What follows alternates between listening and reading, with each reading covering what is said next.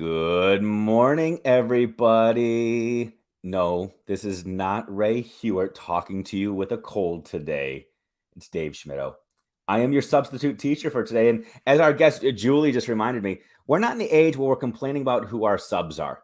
We're not saying I want Jeff Gargas or I want Chad Ostrowski or I want Katie Miglin here. You get Dave Schmittou. You're gonna be grateful that I'm here. You're gonna celebrate me. You're going to probably send me some Starbucks gift cards just for saying, thanks for showing up today, Dave. And I will welcome them and I will be grateful and I'll be appreciative. Today it is Wednesday, February 2nd. It is Groundhog's Day, which means I'm just going to be on here all day long doing this over and over and over again. I'm going to be just like Bill Murray. I'm going to be on here all day until I get it right. That's not true, but I will be on here a few times today. But welcome. Good morning. Welcome to Daily Drop-In. I'm so glad that you're here. If you are celebrating a snow day today, feel free to just put your earbuds in, cuddle up with that pillow and that blanket, and soothe yourself back to sleep to my voice. If you're getting up and getting ready to go change the world and change some destinies with your kids, thank you so much for hanging out with us today and joining in the conversation. Got an amazing guest here today who's going to be wowing us with some research and some scholarship, and I can't wait to geek out. And she's also just going to wake us up with her amazing personality. We got a jam-packed daily drop-in. So, Julie, are you ready if I throw it to the daily drop-in main music and get this show started? I'm ready, Dave. Bring it on. All right, let's do this, and we will see everybody in 27 seconds.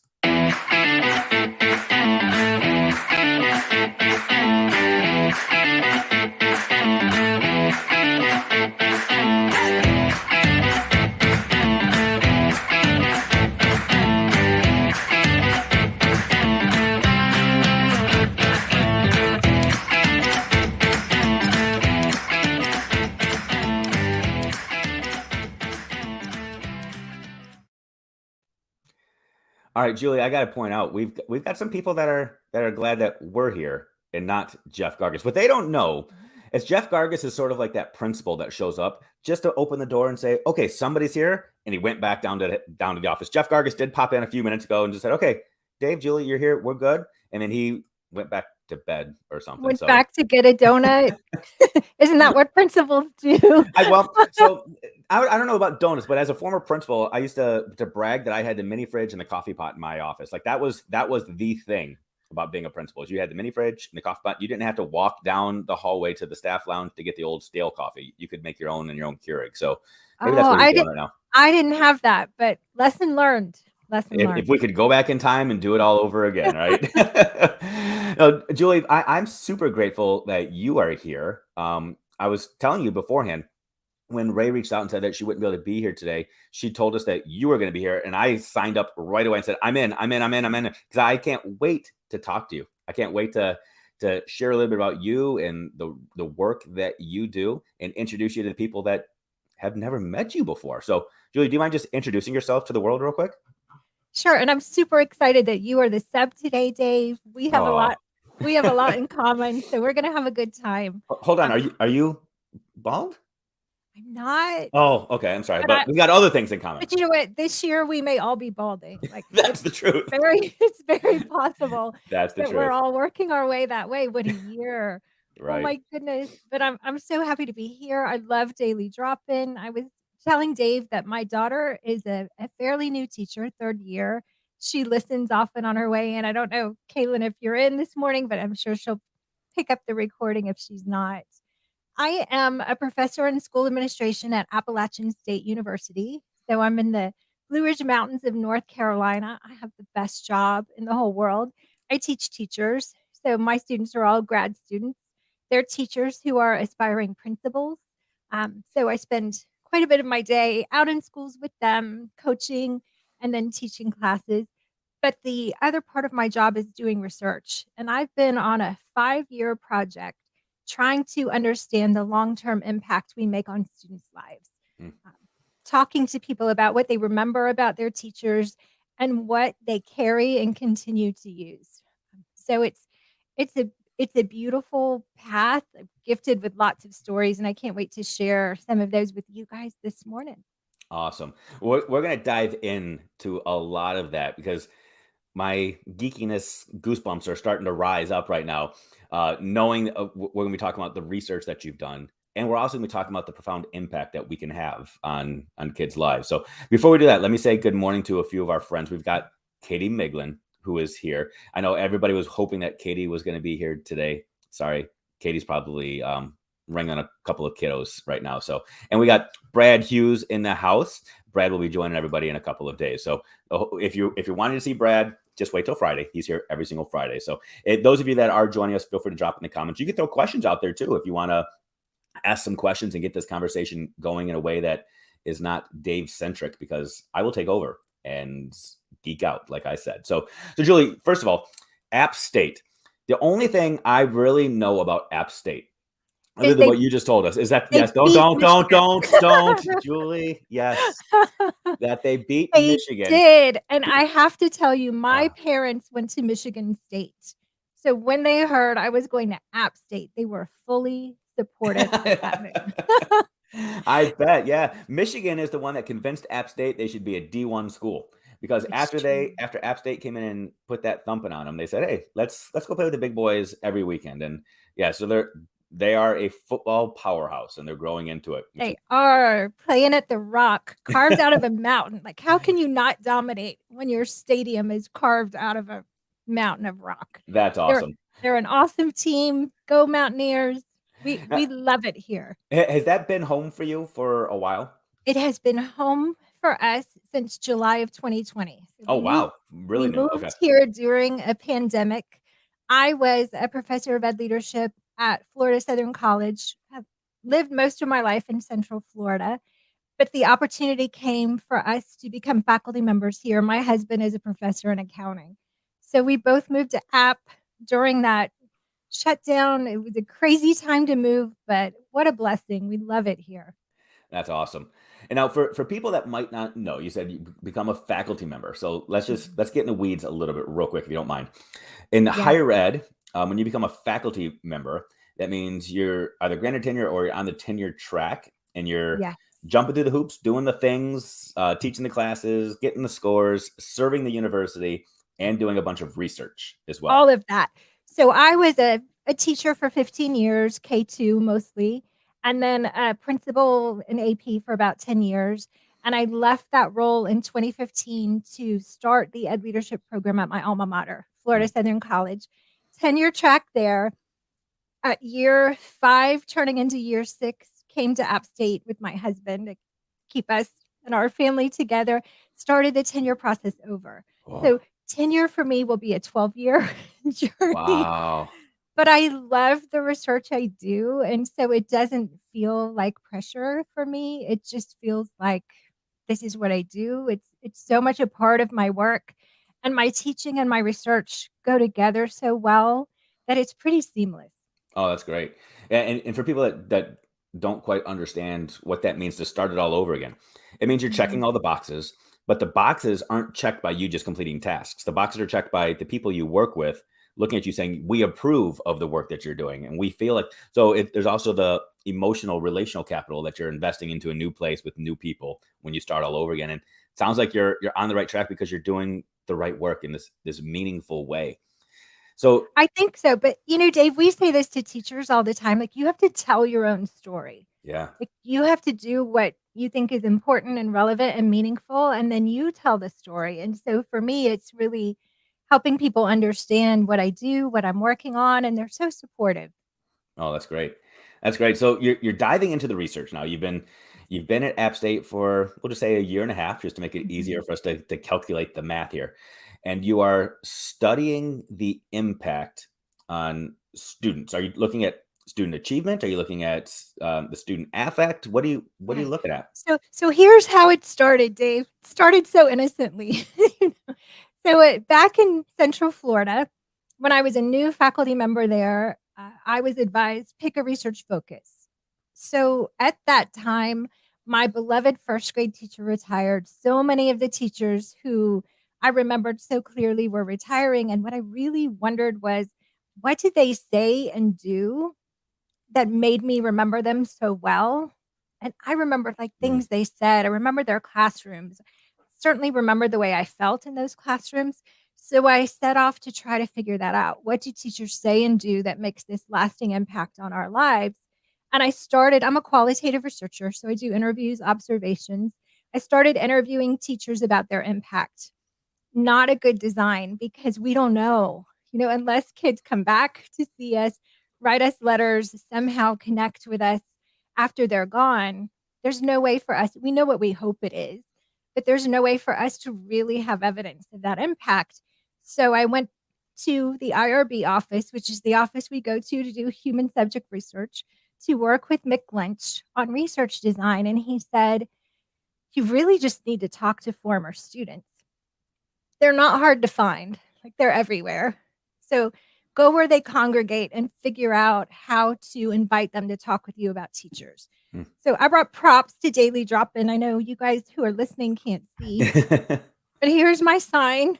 So I Oh, got wow. this sign that said, let's chat about a teacher you remember from the Office Depot. And went anywhere I couldn't get arrested, like farmers markets, flea markets, university campuses, So public you're parks. one of those people that we see on Facebook standing in the Yes, corner with the sign. Okay, that was gotcha. me with just this sign that said, let's chat about a teacher you remember.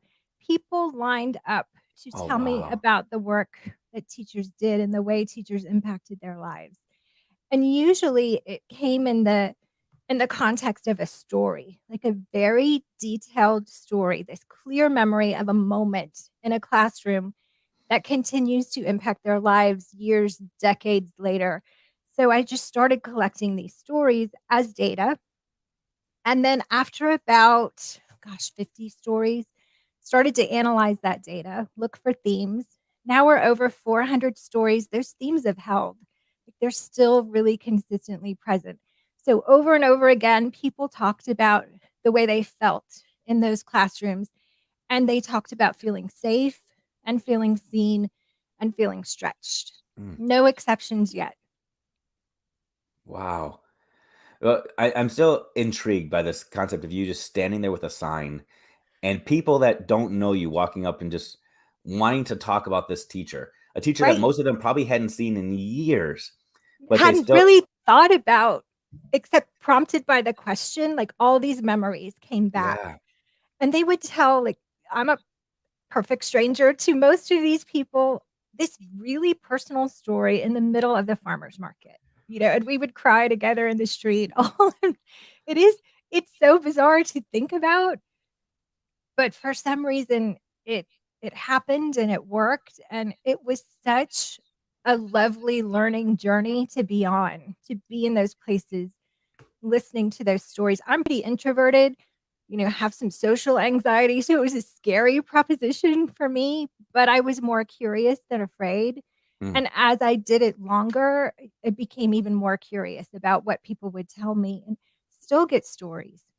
So cool. And I'm sure that doing this reconfirms and recommits you to the work that you're doing. That it reminds you. I don't want to be cheesy and say reminds you of your why, because I feel like we overplay that, but it reminds you of your purpose and the reason that you got into this field to begin with. And hopefully, you're now able to take all that and share it with others and remind them of why they get into it. So typically, when faculty and researchers do the research, they throw their research out into the ether for other scholars to be able to use. You took some of yours and have shaped it in a slightly different way and made it a little bit more accessible. What did you do with yours? Early on, when I started sharing the stories with my students, with friends who were teachers, one of my friends said, "You really need to put these up on a blog. Teachers could use them." I had no idea what a blog, how that worked, how to do it. But got some help, figured it out, created a blog, which is the Chalk and Chances blog. Started putting the stories up. Thought I might write some articles from it, but there was so much data, and the analysis revealed so many things that it became a book, which was Mm. released at the end of 2021. So it's fairly newly out, safe, seen, stretched in the classroom. I think we're giving one away today. So someone may be a winner of that book, get to read all of those stories. Oh, that's so good. It's so good. Yeah. And so we are going to give a copy away. We're going to wait and give it away in about a half an hour. But here's what I want people to do that want this copy of this incredible book. We're talking about the teachers that made a difference, the teachers that made you feel safe and seen, those teachers that made you feel like you were valuable. If you have one of those teachers that you can remember, not named yourself and not named Dave Schmidt, I mean, you can if you want to. If any of my former students are watching, feel free.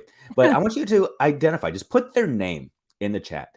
Who was that teacher that made a difference, that made you feel seen, that made you feel valuable, that made you feel safe? Put their name in the chat, and then in about a half an hour, we're going to pick somebody, and that person's going to win a copy of your book. Does that sound That's fair to you? great. Awesome. And doesn't it make us happy just to say their name? Like for me, just to say Mrs. Russell, like just fills me with gratitude and joy and all the feels about that teacher. I love that. I love that so much. So people, think about who that teacher is. We're going to throw it to the commercial right now because we're talking about good things. We're going to come back and we're going to talk about the good news story of the Oh, day. We're going to talk yay. about this. And we were talking about this a little bit beforehand. It's an interesting one. So think about who that teacher is. Drop their name in the chat. We're going to throw it to the good news commercial, and we'll be right back to share more good news.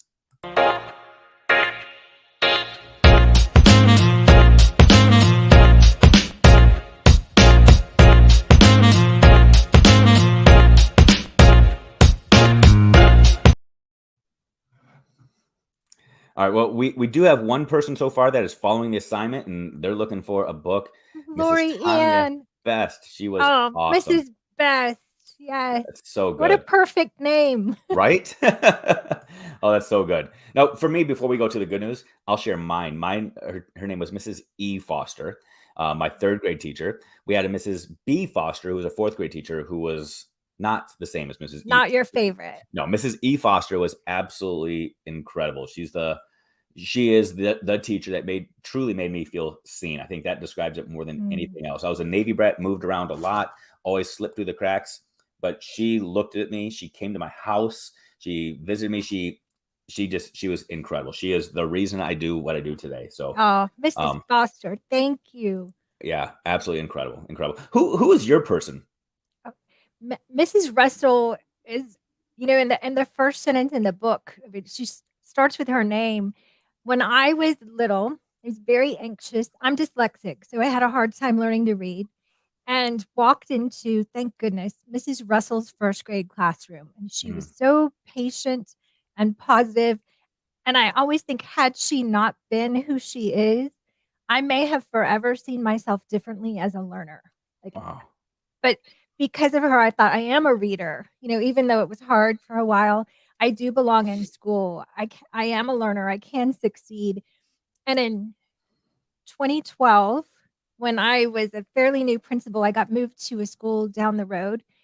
And I went to meet the faculty, and Mrs. Russell was teaching second grade. So I got to be Mrs. Russell's principal for a few years and watch her work that magic, make kids feel safe and seen and stretched all over again. And you still felt the same way, even with a different perspective and a different lens. I think I appreciated her more because as a kid, I knew how I felt, but I didn't really have the conception of what great teaching is or how much skill that takes. It seems easy when you're a kid and you have a great teacher, but going back and being her principal and being in her classroom, I think I really fully appreciated how very committed and talented she is. I think that's so powerful because we tend to fall for the trap of believing great teachers are great anything. It's just this natural thing that just happens. They're just magical. But what we often don't get to see is we don't get to pull that veil away and see what's happening behind the curtain and all the levers that are being pulled and all of the intentional decisions that are being made and the sheer effort and energy and thought that goes into it. So the fact that you were able to be that child, wide-eyed, seeing the magic happen and then get behind the curtain and see how it was being done that's powerful. That's great. I had an intern tell me the other day that teaching's like ice skating. So when you watch it, it looks so simple, like the people are twirling around. And you think, I can do that. And then you strap on the ice skates and you realize there will be no twirling for a while. Right? And I thought that was such a great metaphor for teaching. It looks so easy, especially when it's done really well, until you try it. And then you realize not so easy. Yeah, earlier I was talking about Brad Hughes, who's one of the hosts on Friday. Brad Hughes, he's from Canada, and I was joking around with him last week and making fun of him a little bit to what we do, and said, "Oh, I bet you were a curler back in school." He actually was on the curling team back in school, which is crazy. But that's how I feel about curling. Oh, you're just walking around, you're sweeping stuff and throwing rocks. But until you get on the ice and you actually do it, you don't understand that there's actually skill involved. You could say that about bowling and pool and a lot of these things that look like they're even cornhole for that matter. All these things that look like they're super simplistic, and then you see the magic behind it. It's powerful. So another recommendation here, Mr. Todd Spence, Coach Spence, that Coach helps Spence. change some lives. That's awesome. Oh, So I good. love that. All right, Julie, I said when we came back from the commercial, we were going to talk the good news story of the day. And instead, we talked a little bit more about some amazing teachers. That's good. That's good news. That is really Good good news. news. Coach Spence, good news. Yes. But this segment, when Ray does this segment, she pulls news stories from the internet and from newspapers and helps us celebrate the good in humanity. Reminds us that there are good people out there, that there are good things happening, that when life is pulling us in 1,000 directions, when we're exhausted, when we're just feeling beat down, we can hold our hats on. There's good out there. And hopefully good's going to come our way soon. For some people, the good news is that it's snowing like crazy and you don't have school today. I was teaching a class last night to a bunch of students in Michigan, and they're all teachers and administrators like your students. And it hadn't started snowing yet. It's still 45 degrees, and they were saying that their schools were already closing because of the anticipation of a snow day. So they were celebrating that today. We could celebrate that it's Groundhog Day, where we get to find out if spring comes in 6 weeks or if winter ends in 6 weeks, as though there's a difference there. We can also celebrate this amazing story that you and I were talking about before we went live. Let me just read the title for you, and I want to hear your reaction. The title of the story is Shoes Made from Coffee Grounds and Recycled Bottles Are Not Only Waterproof, but super comfy. We have shoes made from coffee. Shoes made from coffee, and they're waterproof. Shoes made from, it's like two great things that are great together, shoes and coffee. That's good news. That is some symbiosis if I ever heard of it. Now I'm wondering, so when I go for a run every single day, and normally when I'm taking my shoes off, I have to like hold them at arm's length. I'm wondering if this would change some of that. If I would be like tempted to be like my dog and start licking the bottom of my shoes after a long run. You get that sweat water that's going into the coffee. Right? That's got to be good stuff, right? No? I'm thinking, the image in my mind. The image in my mind right now. It's disturbing, Dave. I'm sorry. Yeah, well, you really have me thinking. I'm thinking, like, how do they feel on your feet? Like, would my feet feel more awake, faster? Ooh. Like, would I be a little more agile in my coffee shoes? I don't know. I think my shoes are probably already coffee shoes, if I'm being honest, because I think coffee just kind of like permeates from my pores. Yeah. But the idea of coffee shoes, like it's an amazing story. It's very cool. It's sustainable, and they're using recycled bottles and coffee to make these shoes. But I often wonder when I see things like this, at what point did that light bulb spark in somebody's head and they're laying there and they said, I have an idea. Let's make some shoes from coffee. We could use leather, we could use plastic, we could use rubber, we could use all of these other polyester, all these synthetic materials, or we can use coffee. Let's do it. I don't know. And here, like at App State, sustainability is a big thing. Like it's definitely an initiative in our College of Business. Sustainability is a focus. So I could see kids here figuring that out for sure. Now, something tells me they're probably not cheap. They're probably they probably advertise how great they are for the environment, and probably cost a pretty penny. But shoes pretty much just cost a pretty penny, no matter what kind of shoes you're getting these days. So true, and what a conversation starter when right? you show up in your coffee shoes. I feel like it needs to have some sort of branding all over it that says these are made from coffee. Otherwise, I mean, I'm gonna start telling people that my shoes are made from coffee just to see the reaction. How would they know? Are they going to test it? They don't know. Yeah, you just walk up and say, "Lick my shoes. Tell me what they taste like." Oh, that's funny. That's awesome. I think that's definitely a good news story. And also today, it is that hidden holiday that if it wasn't for Bill Murray, most of us wouldn't even necessarily know exists. Bill Murray put Groundhog Day on the map. Some people want to say it's the day all about Punxsutawney Phil in Pennsylvania, but no, it is Bill Murray Day. It is the day where we put the day on repeat. We enjoy it over and over and over again. And for me, it's the day that we commit to just getting things right. It's Right. also today. It's my wife's birthday eve. So the birthday's not Happy today. almost Yeah, birthday. she likes to celebrate for a week. So A today's week. just It's her birth February's her birth month. well, All month. we were actually joking about that I'm going to start celebrating my birthday year just so that every day can be about me. But yeah, it's so lots of good things happening She gets one day about one her. day, The one day, rest of the year. and to be fair, sometimes the Super Bowl falls on that one day, so her day gets kind of Oh, she gets taken over, and robbed. yeah, but She should get another day to sub. but isn't that really what happens to moms in general? Like they're It kind of really just like is. on the back burner in a lot of aspects of life. So need to make a commitment that maybe my Groundhog Day commitment is keep working on that until I get it right. Maybe that's what I'll do. Celebrate. And isn't that what Bill Murray learned, right? Like Yeah, if we stop focusing on our own needs and what's best for us and really become other focused, then things work out.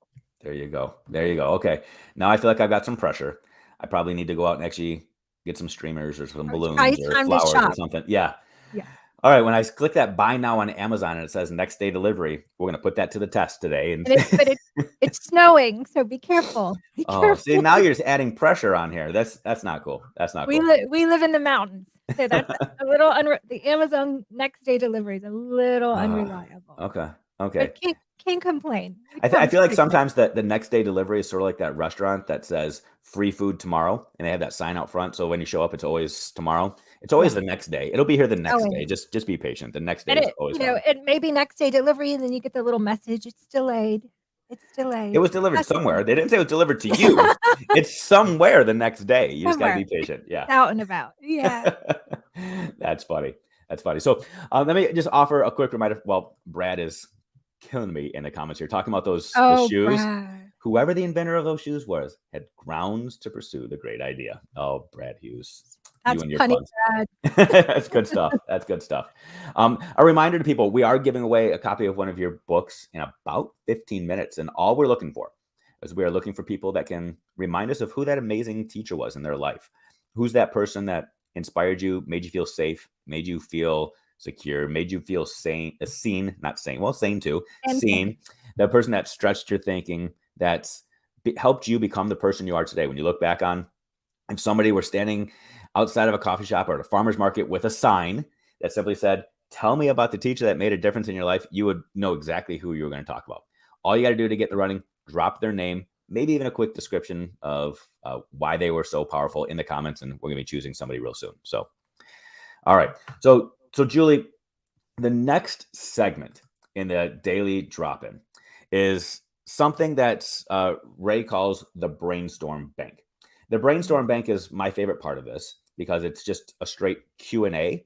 People can ask questions in the comments if they want to, or I can just take over and ask questions. So are you prepared in just a second for me to just start asking you some questions and getting you to, I'm it's almost like ready. rapid fire. We're just going to go and see what you Yes. can come up with. All right. I don't have coffee shoes on, but I'm ready. Okay. All right. So sit tight just 1 second. We're going to come back with the brainstorm bank.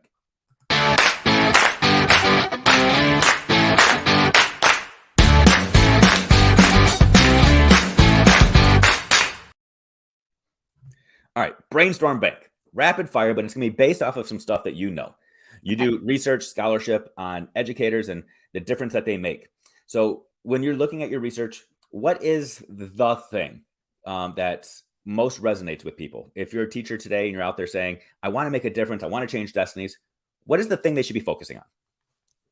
You know, David, student-teacher relationships, and my research fits in with decades of research. There's Robert Pianta, there's Valesky and Stupik, like I could name all of them that say that stronger student-teacher relationships lead to better academic, social, and emotional outcomes for kids. Like we know that's true. Um, I've I've convinced some of my grad students to put strategies for strengthening relationships into like kids' behavior intervention plans. And we've seen behavior change because we focus on those relationships. We've seen attendance improve, certainly seen academics improve. We know that in the context of a strong relationship with a teacher, students are more likely to be engaged, to make effort in pursuit of their own learning. So I really think the heart of it is that relationship and taking the time to build individual relationships with students. Mm. Because I think when we talk to students, there's an expectation that teachers are collectively kind and interested. So stand in front of the class and show concern for the class as a whole. But the ones who build those individual relationships with kids, who try to get to know them, build on their interests, notice his strength, those are the ones that tend to be remembered and that really can change the trajectory of a student's life. That is good. That's power. I've said before, there's a difference between recognizing every student and recognizing each student. And what Yes. you just articulated is that is the difference. That you have to be able to see each child for who they are. You don't want to be that teacher who at parent teacher conferences, a parent comes in and says, "My child is Johnny," and you say, "Oh, and what hour do I have Johnny?" And have to rifle through it, and the only thing you can tell about Johnny is their scores and their data and their grades. Know who each child is, know what makes them tick, know their passions, know their interests, know their skills, know their loves, their likes, their dislikes. I That's powerful. That's powerful. Are there are there when in your research, do you see that there are more elementary level teachers being recognized, more secondary teachers? Does it matter what subject or grade level they teach? It does not matter, and what's really surprising to me are the number of middle school teachers. Oh yeah, keep talking People now. remember. Middle school I people, know, my right? Middle people. school, and I tried to figure out, like, what is that?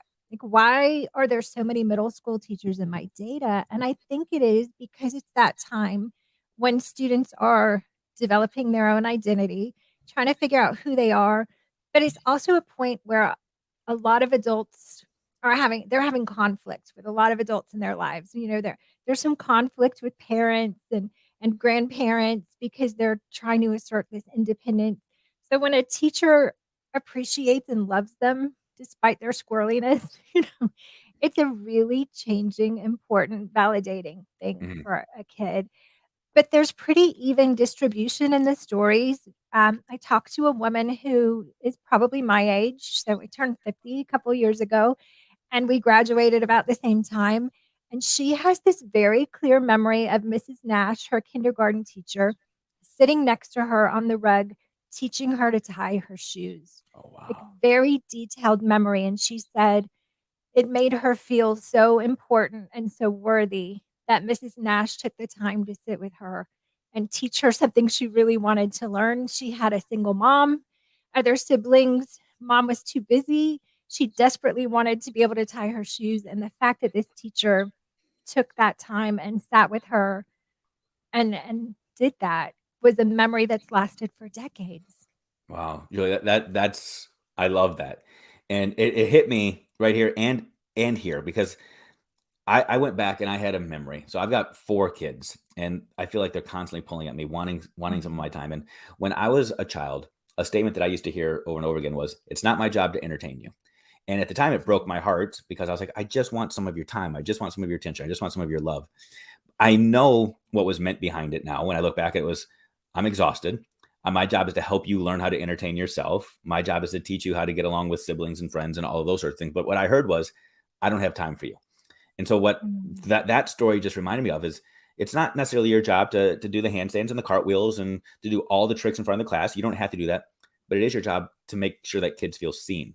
Just to give them a Mm. little bit of your time, to sit next to them every once in a while, help them tie their shoes, because those are the things that make a difference. It's not necessarily about entertaining, it's just about being with. And that is Yeah. so powerful. So And it powerful. it communicates such a sense of value, and I've had so many people say to me, "I had this teacher who made me feel worthy, Mm, and because I felt worthy, I made better decisions for myself and others." So, and really middle school, high school kids who are on a trajectory that's not sending them towards a good outcome have had teachers who built that sense of worthiness and turned that around. Because wow. we know that self-worth is the foundation on which we make better decisions for ourselves. We make healthier choices. We put effort into the right things. So if we can do small things that help kids feel worthy, we can really make an impact on their lives. Oh, that's good. That's really good. So I'm wondering, one of my last questions for the brainstorm bank, trying to just get really practical here. So you work with emerging leaders, and part of that you're doing research, but you're also imparting within them wisdom and skills and attitudes to be successful.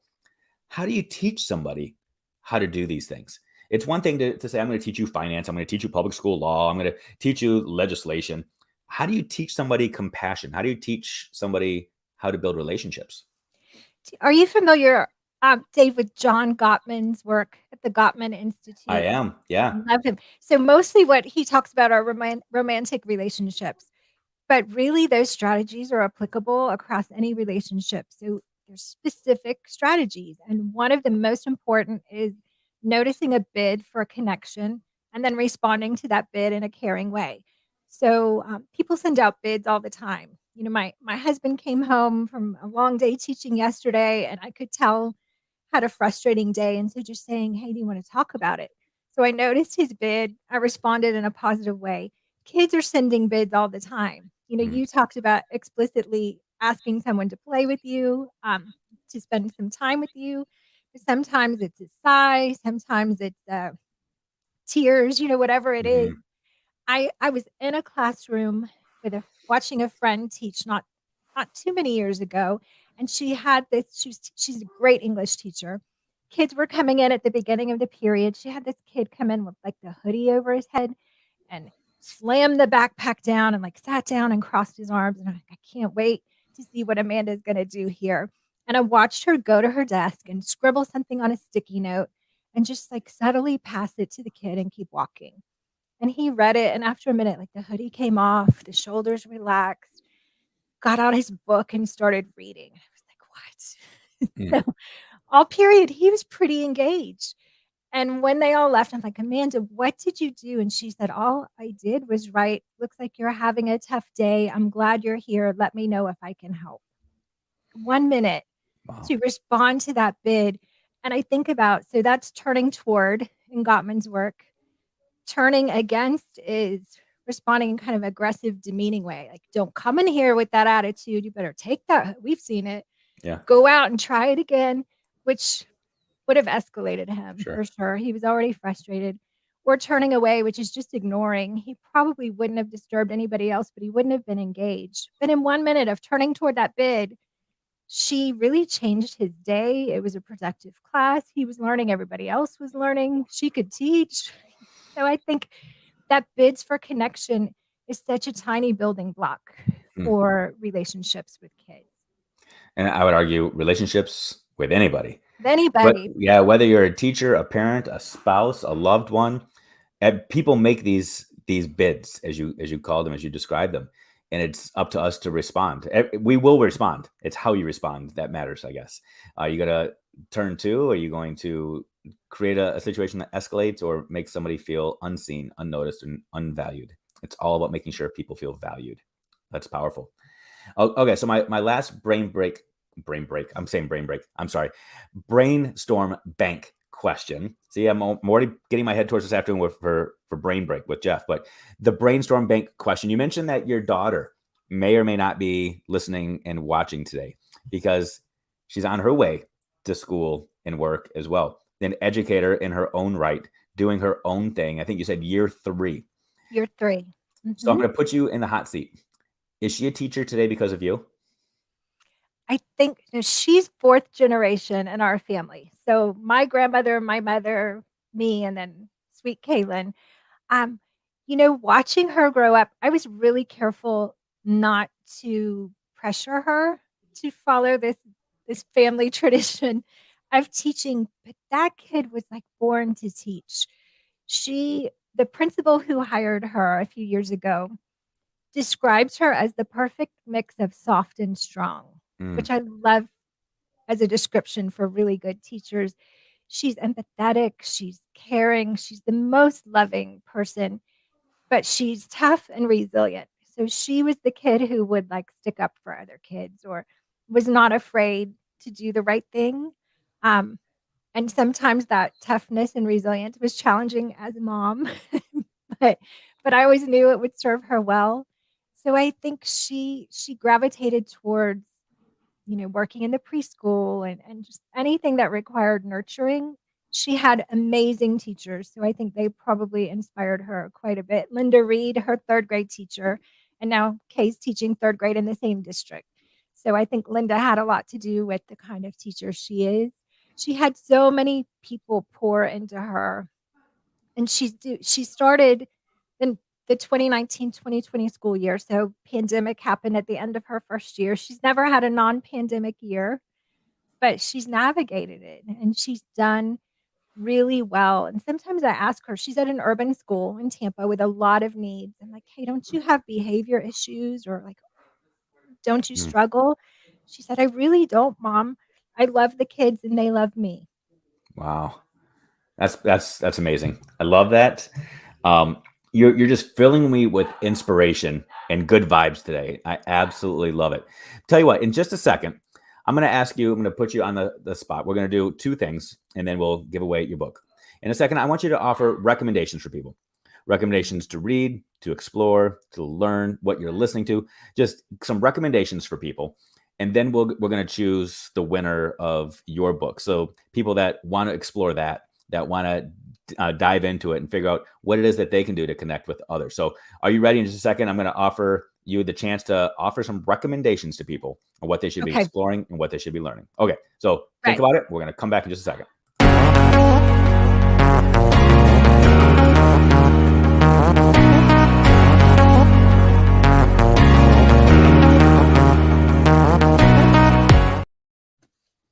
All right. So I'll go first if that's okay. I'm going to talk about this a little bit later on today when I'm hanging out with Jeff and having a little cocktail. But right now, I'm reading Brene Brown's Atlas of the Heart.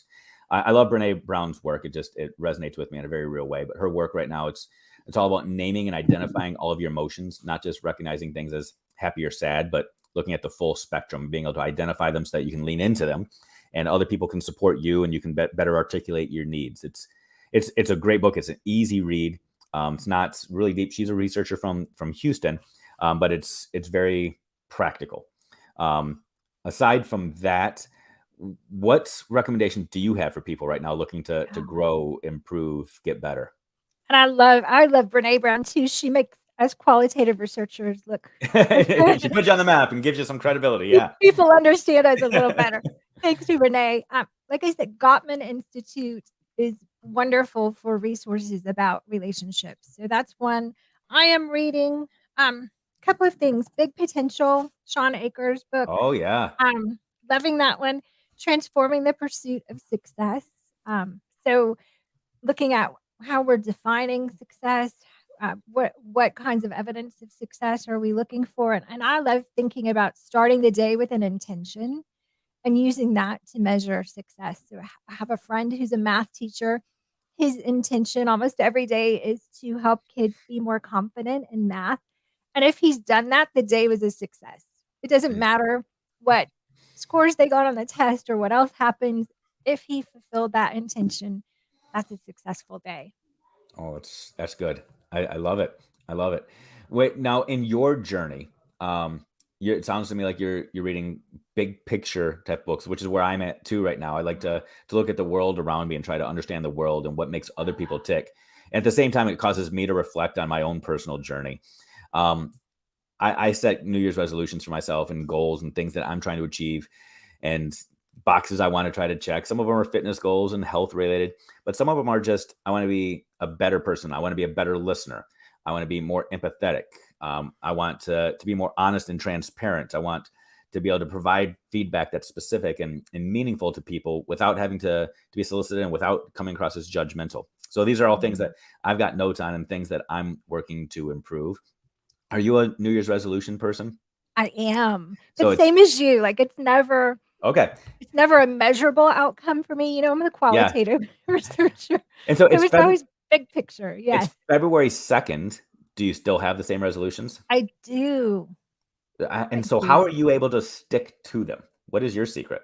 I've been thinking about a tattoo. I really Okay. have. There's a story there. So, my resolution, I tend to go really fast and do a lot of things at once, and I felt like, speaking of bids for connection, I wasn't present and focused enough. So my resolution has just been to pause. Like when Mm, something happens, just pause for a minute, take a breath, and think about, like, ask some questions before I assume. And I think great teachers do that anytime something goes down in a classroom. Instead of reacting, they just pause and take a breath and kind of think about what are some other narratives that are possible here. So for me, it's been pause, and I really am thinking about a pause, a pause that's time good. tattoo, but I put visual reminders up, just the circle with the 2 lines, right? Visual Yeah. reminders of that up everywhere just to say, "Okay, like, stop just running, running, running. Something's happened, someone needs you, you're feeling a little, like, pause and let's ponder this a bit and figure out what's going on." That's powerful because yeah, I'm one of those people. I'm on to the next thing. I'm looking Mhm. for, okay, I've done this. Where am I going? And even the thing I'm doing right now oftentimes gets sacrificed so I can plan for the next thing that's coming up. Yes. So that need to just be still in the moment, give yourself some intentional pause time is that's a great reminder. Really good reminder. So how about we take that advice and we pause for a second and we simply look at the names of those people that made a difference to all of us. Those of you that are going around right now, you're running frantic, you're yelling at kids, you're brushing your teeth, you just spilled coffee on your coffee shoes, you are having to scrape ice off of your car, you're wondering if you're going to be there on time. You've got all of these things happening right now. Just take a pause. Take a time to reflect and remember why you do what you do, that person that poured into you, that helped you feel seen, that person that helped you feel valued. Remember that some of the kids that you're going to be running into today probably had mornings just like yours where they were running around and frantic. Maybe they were the recipient of that parent screaming and yelling at them to hurry up and get ready. Now they're showing up into your classroom and they need somebody that, regardless of their morning, is going to help them feel valued and help them feel seen. Remind them that it's okay to be a kid. Who's going to remind them that they are loved and they're cared for, they're nurtured, and they're safe. So just take that pause for a minute and reflect on that person that you needed when you were younger and how you can be that person for somebody else. So, Julie, while people are taking that pause, I need you to do me a favor and pick a number between Mm. 1 and 5. Pick a number between 1 and 5. I'm gonna go with 4, Dave. You're going to go 4. with 4. 4 is our friend Lori Ann, who Lori mentioned Ann. Mrs. Tanya Best. So, Lorianne, do me a favor, shoot me an email, dave@teachbetter.com. And Lorianne, I'm going to hook you up with all the things that you need to get this amazing book. Well, look, Julie, can you tell Lorianne what the name of the book is one more time that's going to Yep, be showing up? I've got it And here because I brought props there to you Daily go. Drop In. Here it is. Safe, seen, and stretched in the classroom, the remarkable ways teachers shape students' lives. Awesome. Awesome. So, Lorian, you're going to get a copy of that book sent your way simply because you remembered an amazing teacher that made an impact on you, just like you're making a powerful impact on so many others. I know that right now you're doing a lot of exploration with assessment and grading. And I saw your comment there, Lorian. Send me a message. I'll hook you up with some questions and ways to go get them. But you're doing a lot of things to personally grow yourself and to make yourself better. You're stretching yourself. And I want to let you know that I see you as well. And it's safe to continue to explore and learn and grow. And just like your teacher did for you. So Julie, you're incredible. You got a lot going on in your world, in your life right now. And here on the team, we've got a lot going on in our world as well. I don't know if you heard this, but got a conference coming up in October. I did hear that. I'm so excited. Yeah, it's kind of it's a lot right now. I sent out a tweet yesterday and just asked people to retweet it and share it if they're going. And I am so excited to see all the people that were commenting on it that they're planning on being there. So this is your reminder, people. If you haven't registered yet, it's time. It is time to register so you can show up and hang out in October. Show And up show up in your coffee shoes. there you Do it. go. Do If it. you come in wearing some coffee shoes, I might just lick the bottom of them. Might. We'll see. We'll see, maybe. But yeah, show up, come hang out, come learn and grow with us, connect with us, network with us. Going to be a lot of amazing people there. We announced earlier on Monday who 2 of the featured speakers are going to be. so you can come and learn and grow. And I'm not going to mention them to you right now because I want you to go back and listen to Monday's episode if you haven't yet. Listen to it on podcast or go back and find it on Facebook or Twitter, Twitch, whatever.